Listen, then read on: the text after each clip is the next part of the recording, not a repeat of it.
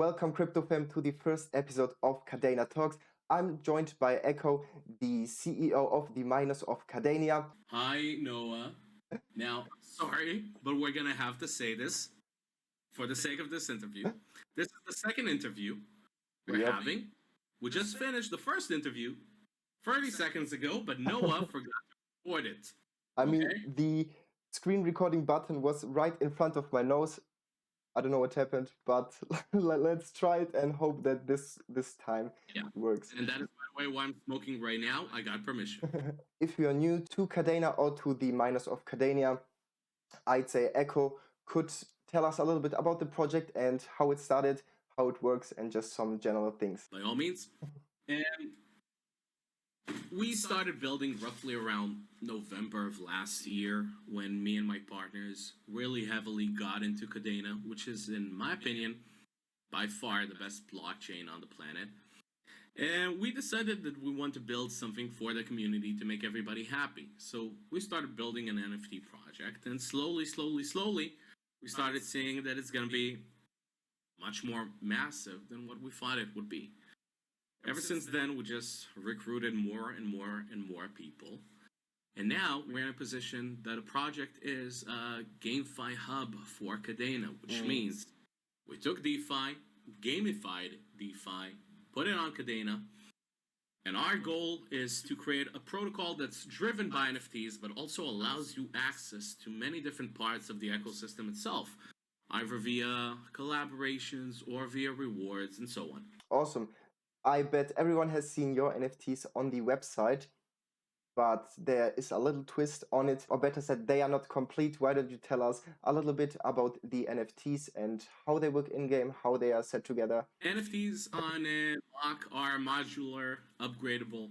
All NFTs that people are going to be minting are going to come without glasses, eyewear, without a medallion, necklace, and without a hammer, pickaxe, whatever. The reason for that is that you as a player will ultimately be able to receive those in-game or purchase them from our marketplace and equip them. And when you equip them, you will see that your NFTs are actually changing. So the NFTs themselves can change, they can evolve, they can be modular, so you can mix and match whatever you want, however it is that you want, which helps us create a system in which you got progression. You are not stuck with one NFT for the rest of your life unless you decide to sell it. You can always change things.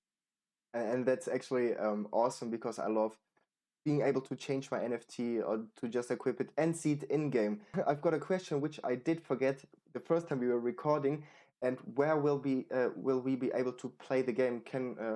Will it be downloadable on iOS or Android or only browser version? As of now, MOK will be exclusively a web-based protocol.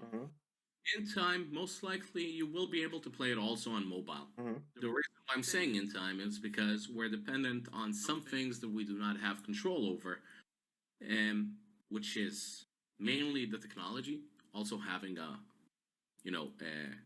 phone wallet.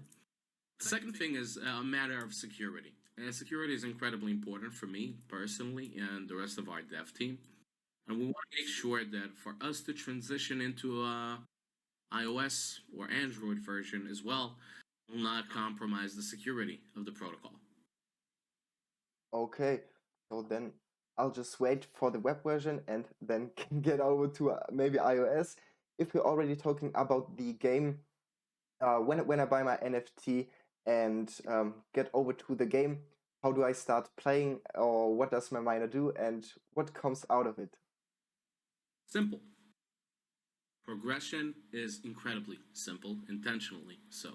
You take your miner, you send him to work in one of the mines, you got several types of mines. He finishes mining, you get rewards. You use those rewards to either sell or equip or upgrade your NFT, whatever you want. The more you upgrade the NFT, the more likely it is, obviously, that you will be able to, let's say, reap more rewards. But that is the baseline of the game itself and how you play. Ultimately, it's the nature of those rewards and the interactivity beyond them that makes it an engaging protocol. And also that I heard the mines are different, just as all the features which will make it exciting to start playing, to see all the different features and NFTs there will be, which you can collect, upgrade your miner, and get rewarded. There are going to be a lot of NFTs. Yes, a lot of different NFTs with different use cases, different utility, different way of achieving them. And yeah, that's going to be interesting. And if we talk about the rewards, which tokens will there be used, and how do the rewards get paid out? How do I upgrade my miner? All those questions. So, when you actually get rewarded, you can be rewarded with certain things: NFTs that are native to MOK, tokens that are native to MOK. But in addition, you can get incentives from other protocols within MOK via certain mechanisms that we're building. Perhaps in the future, you will also be able to earn NFTs from other projects within MOK itself. The main reason why we're doing that, aiming to reward others, reward with other projects, tokens and NFTs and whatever, is mainly because we're aiming to push Kadena forward as an ecosystem altogether. Okay. Another question. When I start playing the game, I just put my miner to work, and can I leave him there for, I don't know, a week, or do I have to check in every day to collect rewards? Or Good question. Mhm. That would depend on where it is that you choose to stake your mine. You're gonna have different types of mines, obviously. Some mines can be mined on an hourly basis. Some mines require you to stake your NFT for a week, a month, maybe even more. And that would depend on ultimately where you choose to stake your NFT or send them to work. But if you do decide that ultimately the only thing you care about is money, you can always just rent out your NFT. Oh, I just had a good question. Give me 1 sec. So right now, what are we waiting for, or how is your standpoint of view from the project? Because I've already seen IDO and the launch, and what's the next steps for the project? Okay, so on our current roadmap, we got the IDO. After we got the IDO, we have the initial mint of the NFTs. And then our next target, and obviously most important one, is the launch of the MOK protocol itself. The IDO itself is not announced yet, but it will be announced soon, at which point everybody can fight for their lives trying to get a whitelist for the IDO. And for the NFT sale itself, we're also going to be having a different whitelist. So we're going to have two different whitelists, both for the IDO and the NFTs themselves, because ultimately both are important for the success of the protocol. And how many NFTs will be there to mint from the limited first launch? That would depend on when we get there, what is the size of the community, and how can we balance things properly. The reason why I'm saying that is because those that manage to acquire the NFTs within the initial sale will act as those that get access to the first version of the game, the early access. Might be 100, it might be 1,000, it might be 2,000, 3,000. It depends on the size of the community. Right now, it seems that the community is growing incredibly quickly, but we still want to make sure that things are under control. Ultimate goal is to make sure that those that actually stand with us from the beginning are the ones that are rewarded with the early access for the protocol itself. Okay, which is interesting because it's not like most other NFT projects would do.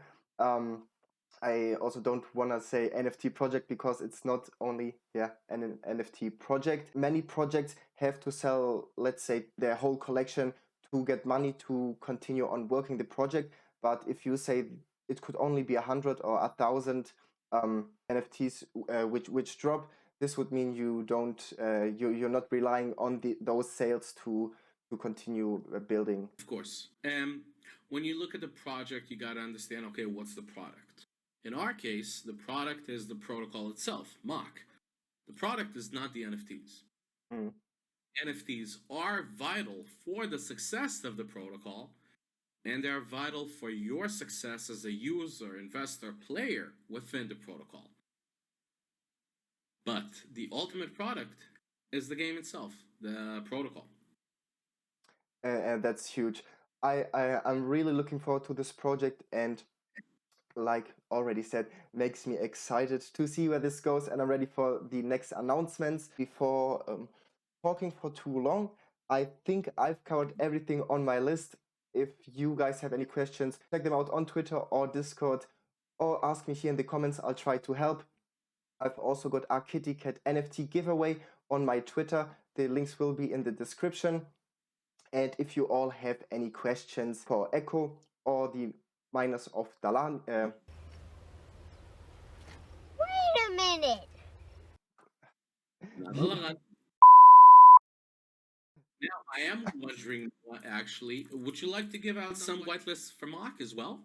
I would love to, and I think the community would really enjoy. Oh yeah, definitely. Go ahead. How about we give 5 whitelists for your viewers? Awesome. So you've heard it. You'll have 5 whitelists for the IDO. I'll keep all of you updated on Twitter. There you'll have a chance to win one of those 5 whitelists. Don't forget to follow me on Twitter and Echo. Check out their Discord, and I'd say thank you for all tuning into the first episode of Kadena Talk. It was a pleasure having you here, Echo, and I wish you the best for your project. Definitely. Thank you so much, Noah. And it's a pleasure seeing you cover Kadena. Love talking to people, love talking to the Kadena community, and we are all gonna make it someday. I hope you all have an amazing day. I'll see you in the next video. See ya. See ya. Bye-bye.